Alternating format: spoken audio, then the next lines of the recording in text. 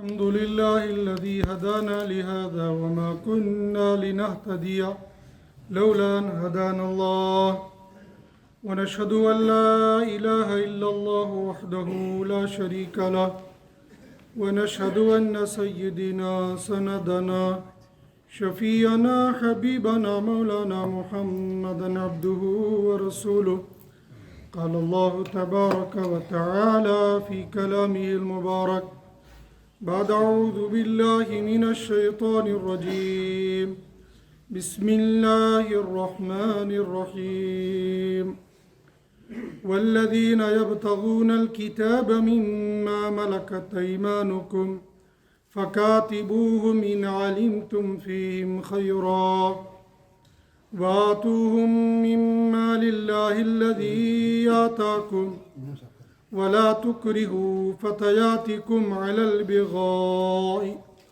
إن أردنا تحصنا لتبتغوا عرض الحياة الدنيا ومن يكرههن فإن الله من بعد إكراههن غفور رحيم وَلَقَدْ أَنزَلْنَا إِلَيْكُمْ آيَاتٍ مُبَيِّنَاتٍ وَمَثَلًا مِّنَ الَّذِينَ خَلَوْا مِن قَبْلِكُمْ وَمَوْعِظَةً لِّلْمُتَّقِينَ اللَّهُ نُورُ السَّمَاوَاتِ وَالْأَرْضِ مَثَلُ نُورِهِ كَمِشْكَاةٍ فِيهَا مِصْبَاحٌ الْمِصْبَاحُ فِي زُجَاجَةٍ الزجاجة كأنها كوكب دري يوقد من شجرة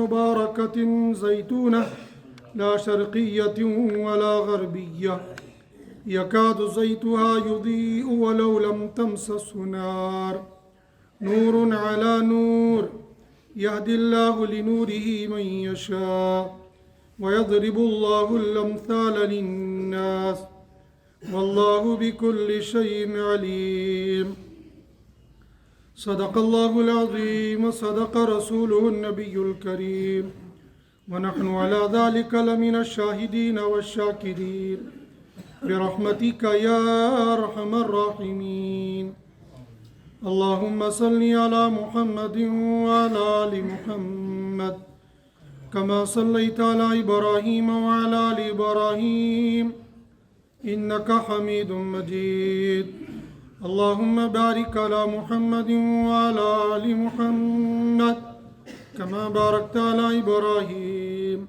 وعلى آل إبراهيم إنك حميد مجيد يا رب صل وسلم دائما أبدا على حبيبك خير الخلق كلهم يا رب صل وسلم دائما أبدا على حبيبك خير الخلق كلهم يا رب صل وسلم دائما أبدا على حبيبك خير الخلق كلهم بھائیوں، بزرگوں، دوستوں، میرے ہم سفر نوجوان ساتھیوں، گزشتہ جمعہ کو اللہ رب العزت کا وہ حکم جو براہ راست والدین اور آقاؤں سے خطاب تھا اور بالواسطہ غیر شادی شدہ لوگ اس کے مخاطب تھے، جن کو یہ حکم تھا کہ تم نکاح کرواؤ، وہ ماں باپ بھی ہو سکتے ہیں اور غلاموں کے آقا بھی ہو سکتے ہیں۔ تو حکم تھا کہ جب یہ تمہارے غلام، باندیاں یا تمہارے اپنے بچے، بیٹا یا بیٹی، چاہے ان کی پہلے شادی ہو چکی تھی یا نہیں ہوئی تھی، ان کے نکاح کرا لو۔ تو نکاح کرانے میں کئی باتوں کا خیال رکھنا ہوتا ہے، اور ایک بات یہ ہوتی ہے کہ شادی ہو جائے گے پھر کھائیں گے کیا، جو اس وقت پوری دنیا کا ایک مسئلہ بنا ہوا ہے۔ کہ معیشت کے اعتبار سے افراد نہیں، علاقے نہیں، ریاستیں نہیں، ملک ٹوٹ رہے ہیں اور پوری دنیا کے اندر ایک معاشی بحران ہے. یہ حقیقت میں ہے یا حقیقت اس کی الٹ ہے؟ میرا اور آپ کا نہ یہ موضوع ہے نہ ہمیں اس سے کوئی مطلب ہے، لیکن بہرحال دنیا میں رہنے والے ہر عاقل بالغ سوجھ بوجھ رکھنے والے کو معیشت کی ایک فکر ہوتی ہے. اس دنیا کو اللہ پاک نے اسباب کے ساتھ جوڑا ہے. نہ تو رب نے یہ کہا ہے کہ بیلے ہو کر ٹیک لگا کر کونے میں بیٹھ جاؤ، نہ یہ کہا کہ رات دن تم صرف معاش معاش پیسہ پیسہ اس کے پیچھے لگ جاؤ. ضرورت کے مطابق پیسہ کماؤ، زمینداری کرو، دکانداری کرو، ملازمت کرو، مگر جب میرا حکم آئے گا اس کو چھوڑ دو، میرے حکم کو مان لو، بیلنس رکھو. مگر ایک معاشی بحران چل پڑا اور اس معاشی بحران کی زد میں میں اور آپ آ گئے. ہم نے بھی یہ سمجھ لیا کمائیں گے نہیں تو کھائیں گے کیا. حالانکہ معاملہ ایسا نہیں ہے. معاملہ یہ ہے وَمَا مِن دَابَّةٍ فِي الْأَرْضِ إِلَّا عَلَى اللَّهِ رِزْقُهَا. اس روئے زمین پر جن لوگوں کو کھانے پینے کی ضرورت ہے، جو لوگ کھانے پینے کے حاجت مند ہے، إِلَّا عَلَى اللَّهِ رِزْقُهَا، ان کے دانے کا، پانی کا، کھانے کا، چارہ کا سارا ذمہ اللہ نے لے لیا. وَأْمُرْ أَهْلَكَ بِالصَّلَاةِ وَاسْتَبِرْ عَلَيْهَا لَا نَسْأَلُكَ رِزْقًا نَحْنُ نَرْزُقُكَ وَالْعَاقِبَةُ لِلتَّقْوَىٰ. میرے بندو، میں نے تم کو کمانے کے لیے دنیا میں نہیں بھیجا، زراعت کرنے کے لیے نہیں بھیجا، کرسی پر بیٹھنے کے لیے نہیں بھیجا. وَمَا خَلَقْتُ الْجِنَّ وَالْإِنسَ إِلَّا لِيَعْبُدُونَ. جن اور انسان کی تخلیق کا مقصد رب کی عبادت ہے. تمہارا معاشی ذمہ نَحْنُ نَرْزُقُكَ وَالْعَاقِبَةُ لِلتَّقْوَىٰ. چاول ہم دیں گے، روٹی ہم دے دیں گے، پانی ہم دے دیں گے، جس چیز سے تمہارا پیٹ بھرے گا وہ ہم دے دیں گے، اور انجام ان لوگوں کا اچھا ہوگا جو تقوی والے ہوں گے. ہم نے مقصد اس کو سمجھ لیا، دین کو ضرورت سمجھ لیا. مقصد دین تھا، پیٹ ضرورت تھی. پھنستے کہاں ہیں؟ ہم یہ کہیں گے کہ ہمیں کھانے کی ضرورت نہیں ہے، جیسا چھوڑ دو، دکانداری چھوڑ دو، ملازمت چھوڑ دو، کاشتکاری چھوڑ دو. یہ عقل مندوں والا کام نہیں ہوتا ہے. دنیا میں نبیوں سے زیادہ متوکل نہ کوئی تھا نہ کوئی رہے گا، اور نبیوں کے بعد سب سے بڑا متوکل افضل الانبیاء بعد الانبیاء بالتحقیق، ہر جمعے کو ہم سنتے ہیں، ابوبکر صدیق رضی اللہ تعالیٰ عنہ. اسلام میں رہبانیت نہیں ہے کہ مسجد کے کونے میں، گھر کے کونے میں، خانقاہ کے کونے میں، مدرسے کے کونے میں جا کر بیٹھ جاؤ اور اللہ پاک من و سلوہ اتار کر دیں گے. اور صرف بنی اسرائیل کے لیے تھا، ملے گا لیکن ایسے نہیں ملے گا.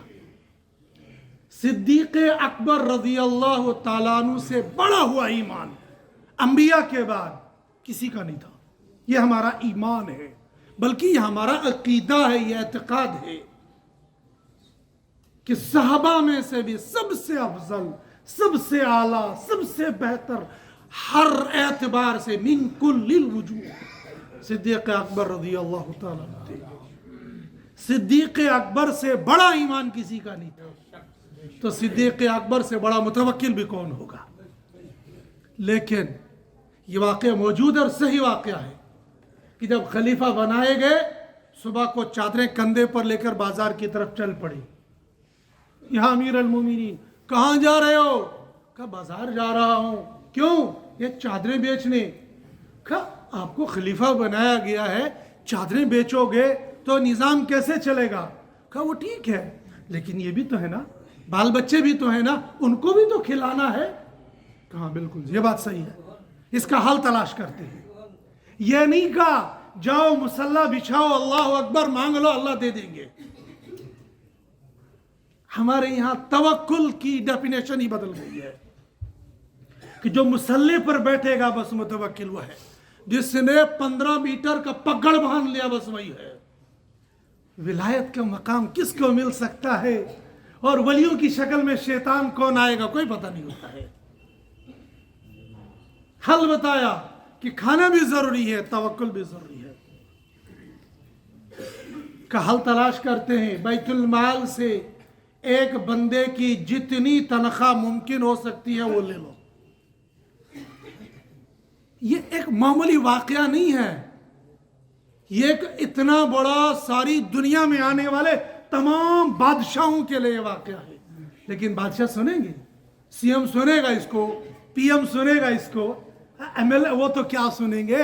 आज जो गली कूचे में मामूली से सियासतदानों वो जो बने हुए वो नहीं सुनेंगे, वो क्या सुनेंगे।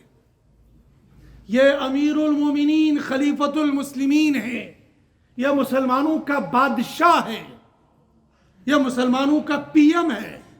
ये मुसलमानों के पीएम को ये कहा गया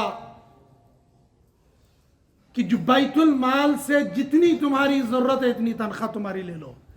फिर यही खत्म नहीं हुआ, और दुनिया के सियासतदानों और दुनिया के मुसलमान सीएमओ और पीएमओ, सारी कौम का माल लूट लूट कर खाने वालों और अपनी माली दौलत को दिखाने वालों, वो जो हराम खाते हैं,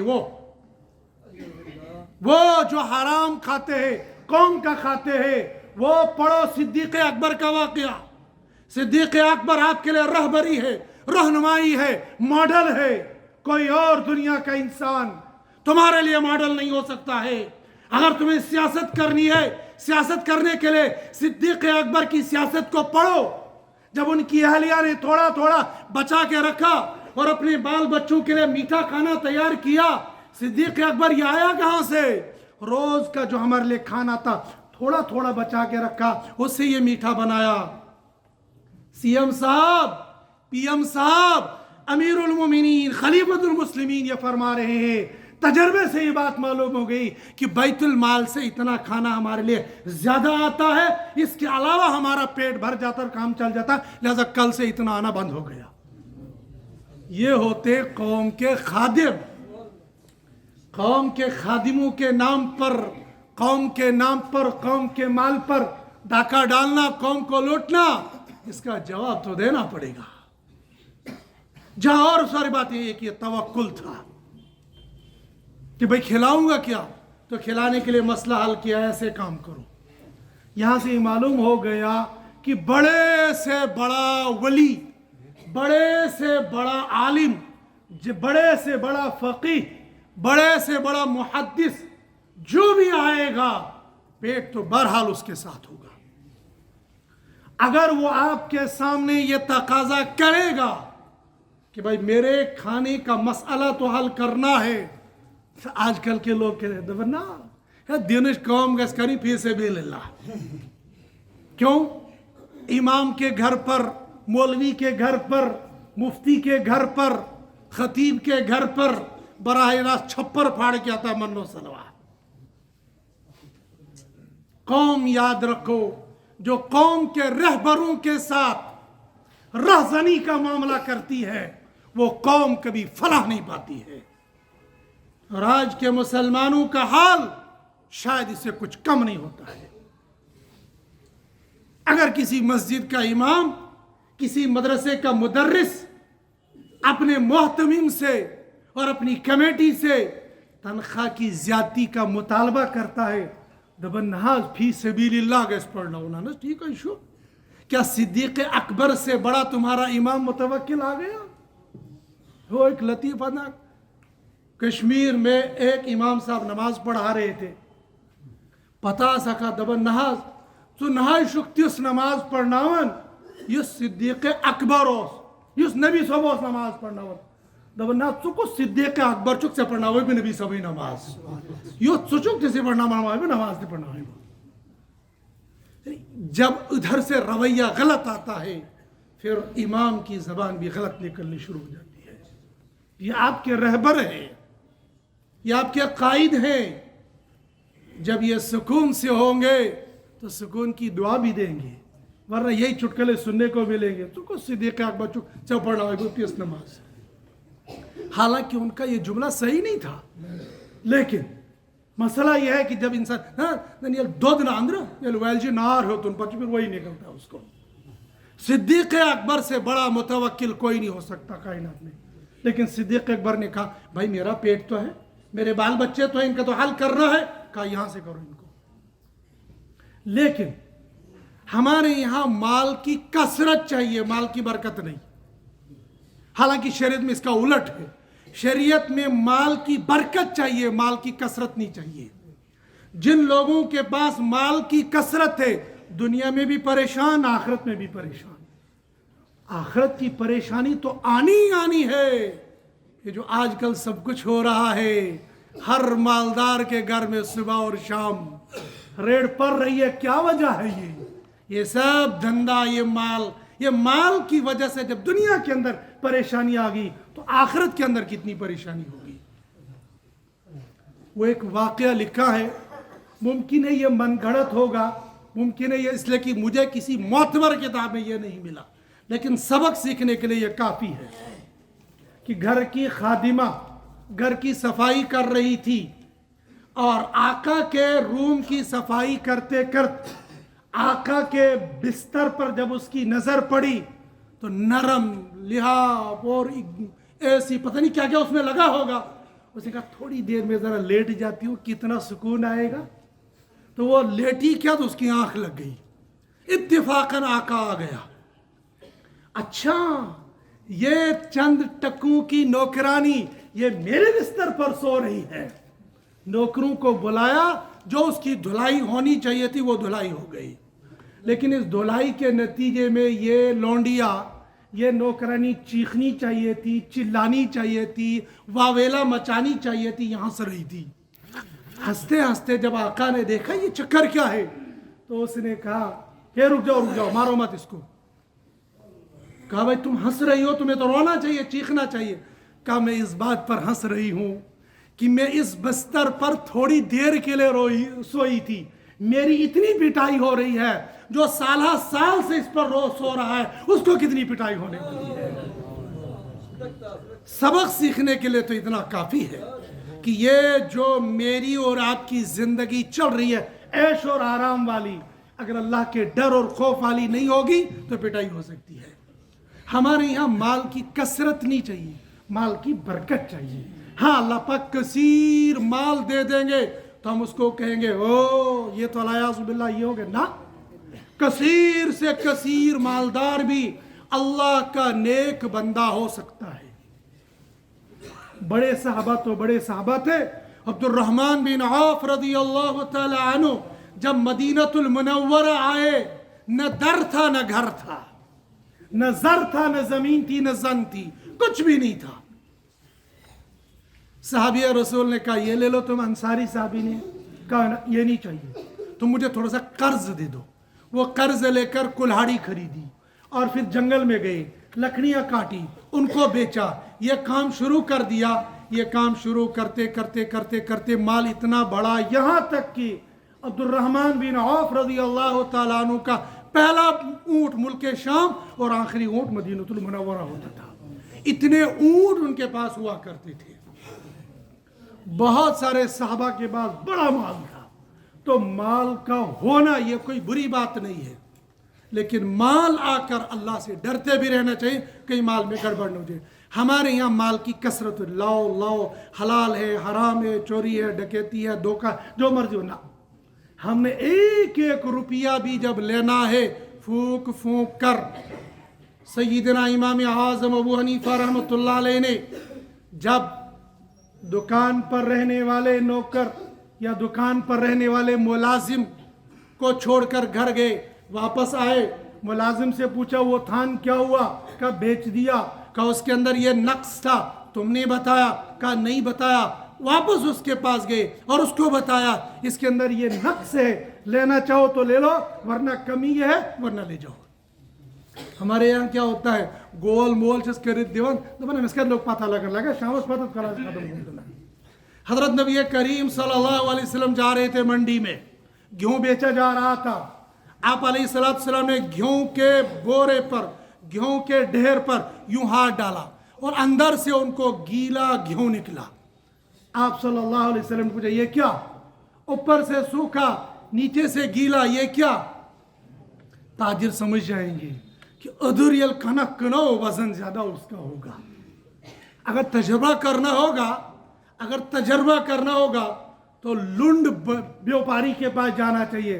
पेटासन थे कागजी डंड, पेटासन थे कागजी बादाम और नीचे से रखे हुए पत्थर तोड़, और वो जब घाक आएगा ऐसे यूं नीचे कर डाल के उसको निकाल लेता है। ये घाक ये समझता है मेरा बड़ा खैर खा है, नीचे से निकाल कर अच्छे से, उसको पता नहीं है कि मुझे आंखों के सामने सुरमा लगा रहा है। कौशर पेट से मुहलों से लागने सुरमा, वो सुरमा ये लगता है। ऊपर से ये उठाएगा, ये कौन सा उठाएगा, ये नीचे से। आप अलैहिस्सलाम बिल्कुल तब ये कहा था ये क्या है, खामोश। उस मौके पर आप सल्लल्लाहु अलैहि वसल्लम ने ताजिरों, कयामत तक आने वाले ताजिरों एक उसूल बता दिया, मन गश्शा फलैस मिन्ना, जो धोखा दे वो हम में से है ही नहीं। जो नबी की सफ में से निकल जाएगा, नबी की उम्मतियों में से निकल जाएगा, सारी जिंदगी एक टांग पर खड़े होकर नमाजें पढ़ते रहो, तस्बीह फेरते रहो, अल्लाह अल्लाह करते रहो। जब नबी ने ऐलान कर दिया जमीन फट सकती है, आसमान टूट सकता है, ये सितारे, ये चांद, ये सूरज सब टूट फूट हो सकता है, लेकिन प्यारे नबी सल्लल्लाहु अलैहि वसल्लम की जुबानी मुबारक से निकले अल्फाज अलैहिस्सलाम कभी गलत नहीं हो सकते, ये सोच भी नहीं सकते। जब नबी ने ये कहा फलैस मिन्ना, वो हम में से नहीं है, बताओ हम जाएंगे कहाँ?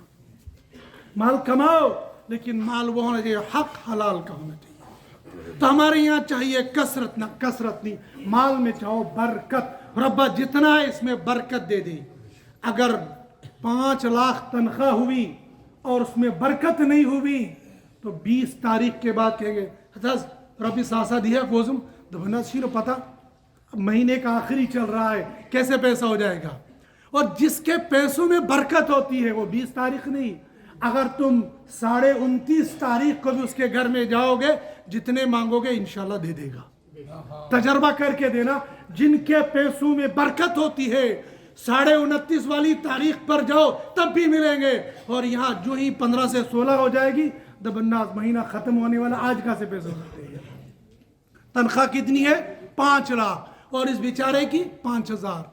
वो भी आई मर्जी तो देंगे, 10 गालियां देकर फिर देंगे 5,000, और देते हुए बड़ी शर्म आती है 5,000 दे रहे, बड़ा कमाल कर रहे। लेकिन बरकत, अगर बरकत माल के अंदर होगी तो निकाह बहुत आसान हो जाएगा।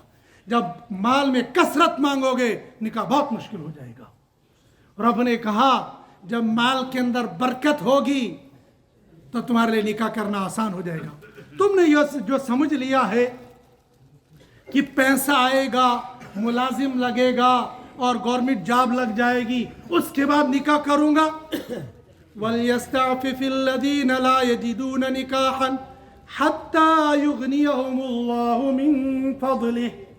अब्दुल्लाह बिन मसूद रज़ी अल्लाह ताला अन्हु ने फरमाया है, मजहरी ने इस कौल को नकल किया है, जो शख्स ये चाहता है मैं मालदार बन जाऊं, उसको चाहिए कि निकाह करें। अब हम लोगों का चूंकि जहन माल की तरफ है, इसलिए कहेंगे अच्छा कचमेल मालदार कोड, उसके साथ मैं निकाह करूंगा। ये कौन माँ बाप की अकेली होगी, सारी प्रॉपर्टी मुझे मिलेगी ना। जब अब्दुल्लाह बिन मसूद ने यह कहा कि तुम निकाह करो मालदार हो जाओगे, फिर ये मत देख लेना इसका बाप मालदार है या गरीब है। हाँ, वो जो शरीयत ने शर्तें लगाई, अगर वो शर्तें पाई गई तुम मालदार हो जाओगे। हमारे यहाँ कंसेप्ट ये है कि अगर मैं बीवी को लाऊंगा तो खिलाऊंगा क्या? क्यों भाई? जब वो अपने माँ बाप के यहाँ जा रह रही है तो अपनी किस्मत का खा रही है, माँ बाप का नहीं खा रही है। जब आपके यहाँ आएगी तो अपनी किस्मत का लेकर आ जाएगी। इसलिए कि कुरान ने जब ये कहा कि रोजी मेरे जिम्मे, तो वहाँ बाप की शर्त नहीं लगाई। इल्ला अलल्लाहि रिज़्क़ुहा, इल्ला अला अबीहा नहीं कहा कि तुम्हारे बाप के जिम्मे इसकी रोजी है। बाप को कहा तुम परवरिश करो जो कर सकते हो, रोजी रोटी देना ये अल्लाह के जिम्मे है, लिहाजा रोजी अल्लाह इनको देगा। और मुफस्सिरीन ने बराह रास्त इस हिस्से को गुलामों के साथ जोड़ा है, गुलाम नौकर के साथ जोड़ा है। जब नौकर के बारे में अल्लाह ये करे युगनियहुमुल्लाहु मिन फज़लिही, अल्लाह अपने फजल से उनको मालदार करेंगे, तो क्या आज़ाद जवान को अल्लाह पाक मालदार नहीं करेंगे? वैसा ना आराम बनो सारनी जवानन कमा कर खाना, ये मिजाज ख़त्म हो गया, फ्री का खाएंगे। और सिर्फ इतना ही नहीं, जब कुर्सी पर बैठेंगे, जब नौकरी करने के लिए जाएंगे, जब ड्यूटी जाएंगे, तब भी कमा कर नहीं खाएंगे। तब भी बहुत सारे नौजवान मुलाजिमों, लगेगी बहुत बुरी लेकिन है हकीकत, 100% में नहीं कहूँगा, लेकिन बड़े मेरे हम सफ़र नौजवान वो है जो तनख्वाह गवर्नमेंट उनको देती है हलाल की, खाते हैं वो हराम की। पहले तो वो ड्यूटी नहीं देंगे, और अगर ड्यूटी देंगे तो उसमें जाकर डंडी मार लेंगे। अगर गवर्नमेंट ने ये कहा है 10 से 3 आपकी ड्यूटी है, 9:59 पर आपकी एंट्री दफ्तर के अंदर होनी चाहिए।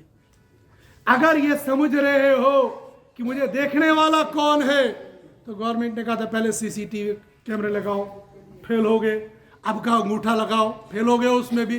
देखो, जब तक अल्लाह का डर नहीं आ सकता है, किसी और का डर, ये कैमरों का अंगूठों का डर बंदे को कामयाब नहीं कर सकता है।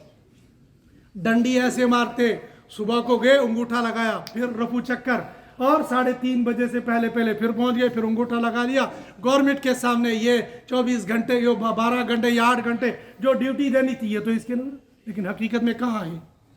ये जिस बंदे ने इतना बड़ा घोटाला किया है, मुझसे नहीं, मुफ्ती से मत पूछो, खुद तुमने ये जो गलत रास्ता चुना है, और ड्यूटी दिए बगैर, काम किए बगैर, तुम जो एक दिन की 2000 तनख्वाह ले रहे हो, हलाल है या हराम है?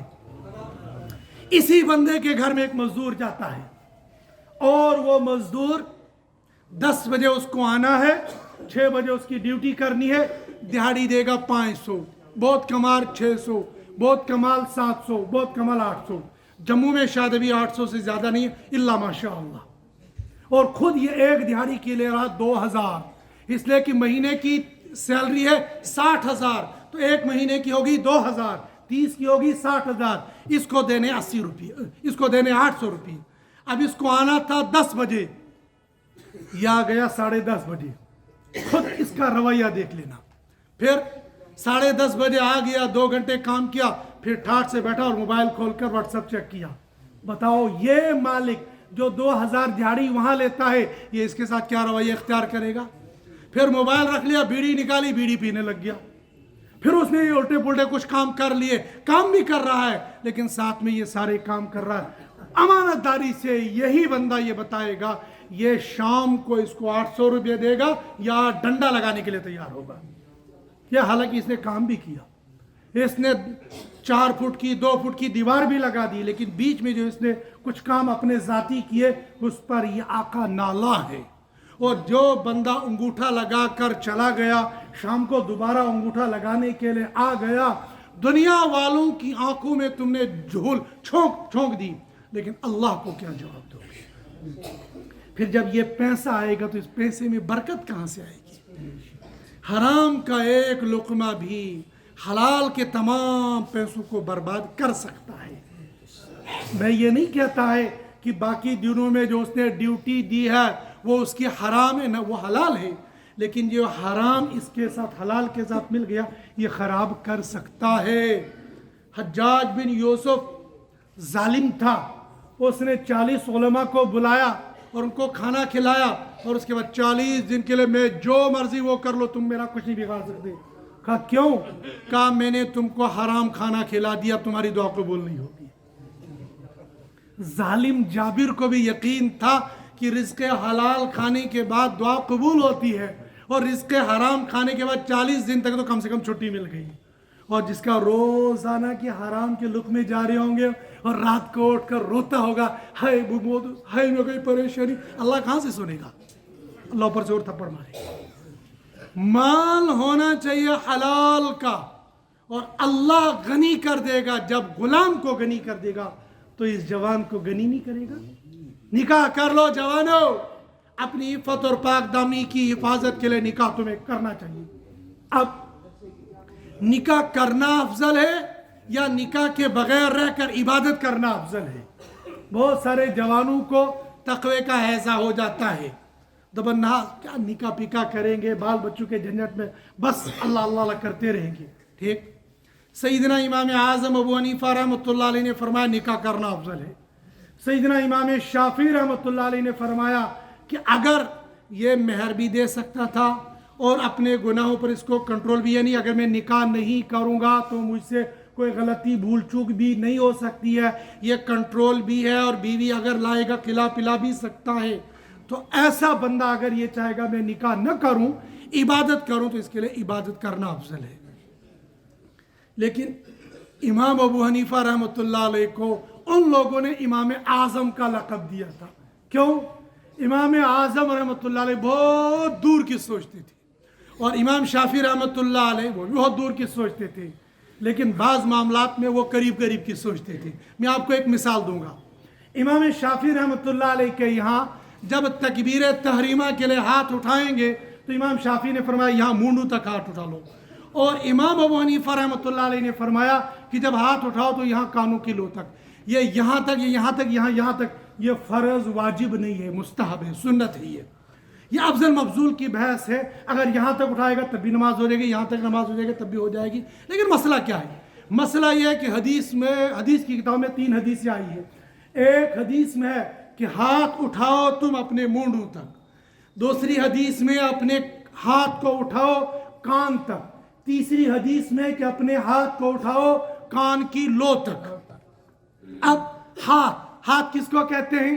ویسے ہاتھ تو اس کو بھی کہیں گے، لیکن نبی علیہ السلام نے قرآن کی آیت پر عمل کرتے السارق والسارقۃ فاقطعوا ایدیہما، چورنی جب چوری کر لے ان کے ہاتھ کاٹ دو۔ چورنی جب لائے گئے ہاتھ کاٹنے کے لیے کہا یہاں رکھو، ایسے نہیں رکھوایا، یہ رکھوایا، اور اوپر سے آئی تلوار تاڑ کر کے ہاتھ الگ کر دیا۔ معلوم یہ ہوگا یہاں سے آگے ہاتھ ہے، اب یہاں سے لے کر یہاں تک یہ ہاتھ ہے۔ امام شافعی رحمۃ اللہ علیہ نے کہا کہ بھائی یہ حدیث صحیح ہے، اور اوپر والی حدیثوں میں تھوڑی سی کمزوری ہے، وہ آپ کی سمجھ میں نہیں آئے گا محدثین کی سمجھ میں کمزوری کیا کہتے ہیں۔ میں نے ایک بندے کو کہا میرا حدیث کہتا ضعیف ہے، ضعیف ہے، کون ہوتا ہے وہ حدیث ضعیف؟ کہتا نا یس کمزور انسان ہے پکن بنی تم یس حدیث بیان کر سکو حدیث ضعیف، وہ اس کی ڈیفینیشن تھی، ڈیفینیشن یہ نہیں ہے، حدیث ضعیف الگ ہے، حدیث کہا۔ اب امام اعظم ابو حنیفہ رحمۃ اللہ علیہ نے فرمایا دیکھو بھائی یہ ہاتھ ہے، اور ادھر سے 3 حدیثیں ہیں، ایسا کام کرنا چاہیے کہ تینوں حدیثوں پر عمل ہو جائے، ہاتھ پر بھی عمل ہو جائے۔ اور امام اعظم ابو حنیفہ رحمۃ اللہ علیہ کہ ہاتھ کو اس انداز سے اٹھاؤ، ہاتھ کا ایک حصہ تمہاری کان کی لو کی طرف پہنچ جائے گا تو اس حدیث پر عمل ہو گیا۔ ہاتھ کا اوپر والا حصہ کان کے اوپر والے حصے کے برابر ہو جائے تو اس والی حدیث پر بھی عمل ہو گیا، اور ہاتھ کا یہ نیچے والا حصہ یہ موڑے کے ساتھ آ جائے گا تو اس پر بھی عمل ہو جائے گا۔ امام شافعی نے کیا ایک حدیث پر عمل، اور امام اعظم نے کیا تینوں حدیثوں پر عمل، تو حدیثوں پر بھی عمل ہو گیا، کام بھی مکمل ہو گیا۔ یہاں پر بھی یہ جھگڑا ہو گیا، جھگڑا ان ائمہ کے یہاں جھگڑا نہیں تھا، یہ افضل مفضول کی بحث تھی، جھگڑا تو ہم لوگ بناتے ہیں، اگر صحیح معنوں پر ہم لوگ دین پر عمل کریں گے، دین میں بالکل جھگڑا نہیں ہے۔ کچھ لوگ کہتے ہیں مولویوں بن وہ دین اس میں جھگڑا لایا عزب اللہ، دین میں مولوی جھگڑا پیدا کرے گا تو جہنم میں نہیں جائے گا، وہ تو جنت میں جانے کے لیے یہ تغدو کر رہا ہے، بس تھوڑی سی فرق کی سمجھ کی سوجھ بوجھ کی کمی ہوتی ہے۔ امام اعظم ابو حنیفہ رحمۃ اللہ علیہ فرمایا اگر یہ اپنے اوپر کنٹرول بھی رکھ سکتا ہے، اگر یہ مالدار بھی ہے، تب بھی اس کو نکاح کرنا افضل ہے، بغیر نکاح کے رہنا افضل نہیں ہے۔ کیوں؟ جب یہ عبادت کرے گا تو عبادت کرے گا صرف اپنی ذات کے لیے، لیکن جب یہ نکاح کرے گا تو جب بیوی اس کے نکاح میں آ جائے گی، اس بیوی کے ساتھ جو نیکی والا معاملہ کرے گا، مثال میں دوں گا، ہم لوگ اپنی ساری نیکیوں کی ٹھیکیداری اپنے ذمہ لے لیتے ہیں، اکثر اس مجموعے میں سے شاید 98% تو وہ لوگ ہوں گے جو بیوی کے دھلے ہوئے کپڑے پہن کر آئے ہوں گے. شاید 2% وہ ہوں گے کہ جو دھوبی سے دھلوا کے لائیں گے, اور 0 پوائنٹ, حالانکہ شاید یہ غلط ہے لیکن میں کہہ رہا ہوں 0 پوائنٹ وہ لوگ ہوں گے جنہیں خود دھلے ہوں گے. ہوگا نہیں ایسا, لیکن ہو سکتا ہے مان لو کچھ پوائنٹ ہوں گے جو خود دھول کر آئے ہوں گے, 2% جو دھوبی سے دھلوا کر لائیں گے, 98% وہ ہوں گے جو بیوی سے کپڑے دھلوا کر آئے ہوں گے. ہم جو مہاراج بن کر یہاں آئے ہیں نا, اب جو ہم جمعے کی نماز پڑھیں گے, یہ خطاب سن رہے ہیں, بات بھی سن رہے ہیں, یہ کپڑے اگر ہمارے بدن پر نہیں ہوں گے ثواب ملے گا یا گناہ ملے گا؟ گناہ ملے گا. معلوم یہ ہوگا کپڑے پہننا یہ فرض ہے, سطر چھپانا فرض ہے, اور سطر چھپانے کے لیے کپڑے بھی پاک ہونے چاہیے, صاف بھی ہونے چاہیے تو پاک بھی ہونے چاہیے. پاک کس نے کیا؟ بیوی نے. جب بیوی نے کپڑے دھولے تو پاک اس نے کیے, پھر ہم نے یہ کپڑے پہنے, پھر ہم نے نماز پڑھی, پھر ہم بہت بڑے اللہ والے مفتی قاضی سب کچھ بن گئے اور کپڑے دھلے ہوئے لائے بیوی کے. ثواب کس کے کھاتے میں جائے گا؟ وہ بیچاری یوں ہی رہے گی. یہ سارا ثواب انڈائریکٹ اس کے کھاتے میں جا رہا, اور میں اور آپ یہ سمجھتے ہیں ہم بڑے ہی نیک اور پارسا ہو گئے ہیں. اگر یہ تصور کرو گے نا تو ہماری بیویاں ہم سے کئی زیادہ نیک ہوں گی, بہت زیادہ نیک ہوں گی.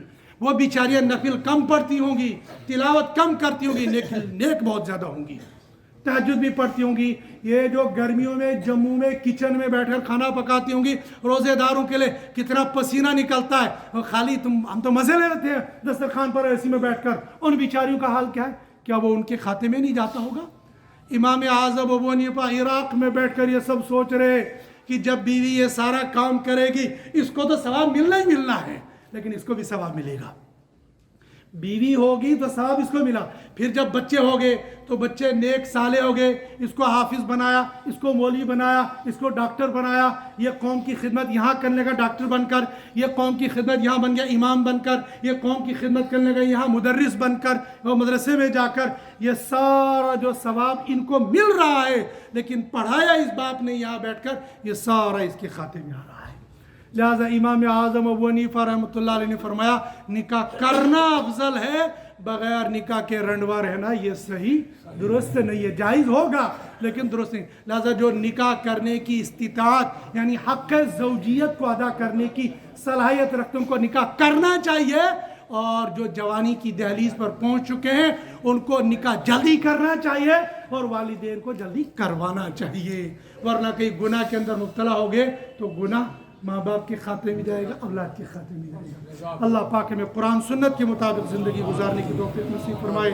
وآخر الدعوانا الحمد للہ رب العالمین.